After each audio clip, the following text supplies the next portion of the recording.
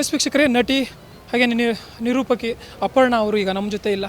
ಅವರು ಈಗಾಗಲೇ ಇಹಲೋಕವನ್ನು ತ್ಯಜಿಸಿದ್ದಾರೆ. ಆ ನಿಟ್ಟಿನಲ್ಲಿ ಕನ್ನಡ ಚಿತ್ರರಂಗ ಹಾಗೆಯೇ ಇಡೀ ಕರ್ನಾಟಕ ಕಂಬನಿ ಮಿಡಿತಾ ಇರುವಂಥದ್ದು. ನಮ್ಮ ಜೊತೆ ಈಗ ಮಾಜಿ ವಿಧಾನಸಭಾಧ್ಯಕ್ಷರು ರಮೇಶ್ ಕುಮಾರ್ ಅವರಿದ್ದಾರೆ. ಸರ್, ಮೊದಲನೇದಾಗಿ ಅಪರ್ಣಾ ಅವರ ಈ ಒಂದು ಅಗಲಿಕೆ, ಅದ್ರ ಬಗ್ಗೆ ಏನು ಹೇಳಕ್ಕೆ ಬಯಸ್ತಾರೆ ಸರ್? ನನಗೆ ನಾನು ಅಧ್ಯಕ್ಷನಾಗಿ ಮಾಜಿ ಅಧ್ಯಕ್ಷನಾಗಿ ಬಂದಿಲ್ಲ. 35 ವರ್ಷಕ್ಕೂ ಮೇಲ್ಪಟ್ಟು ಅವ್ರ ಪರಿಚಯ ಇತ್ತು.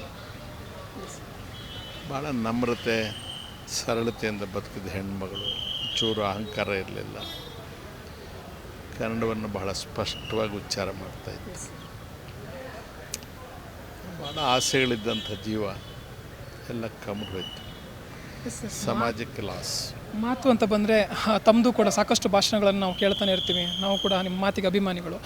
ಆದರೆ ಆ ನಿಟ್ಟಿನಲ್ಲಿ ನೋಡೋಕೆ ಹೋದರೆ ಅಪರ್ಣಾ ಅವರ ಮಾತು ತುಂಬ ಸ್ಪಷ್ಟವಾದಂಥ ಮಾತು, ಆ ಒಂದು ಸುಮಧುರವಾದಂಥ ಕಂಠ, ವಿಶೇಷವಾಗಿ ನಿರೂಪಕಿಯಾಗಿ ಎಲ್ಲರಿಗೂ ಇಲ್ಲದೇ ಇರುವಂಥ ಒಂದು ಸ್ಪೆಷಲ್ ಗಿಫ್ಟ್ ಅಥವಾ ಸ್ಪೆಷಲ್ ಒಂದು ಶಕ್ತಿ ಅವರಲ್ಲಿತ್ತು. ಅದ್ರ ಬಗ್ಗೆ ಏನು ಹೇಳ್ತಾರೆ ಸರ್?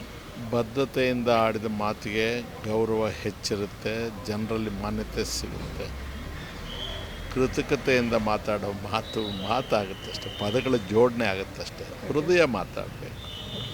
ನೀವು ಕಲಾವಿದರಾಗಿರಿ, ರಾಜಕಾರಣಿ ಆಗಿ, ಸ್ಪೋರ್ಟ್ಸ್ಮನ್ ಆಗಿ, ನೀವು ಏನೇ ಆಗಿರಿ, ಹೃದಯ ಮಾತಾಡಿ.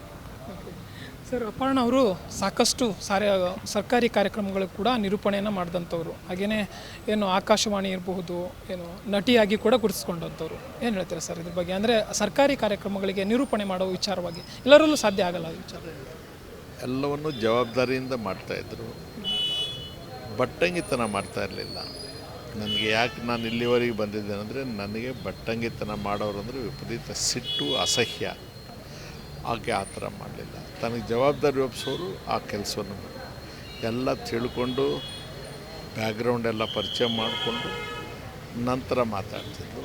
ಆಡುವ ಪ್ರತಿ ಮಾತು ತೂಕ ಮಾಡಿ ಆಡ್ತಾಯಿದ್ರು, ಮನಸ್ಸಿನ ಅಂತರಾಳದಿಂದ ಆಡ್ತಿದ್ರು. ಅದೇ ಸ್ಪೆಷಲ್.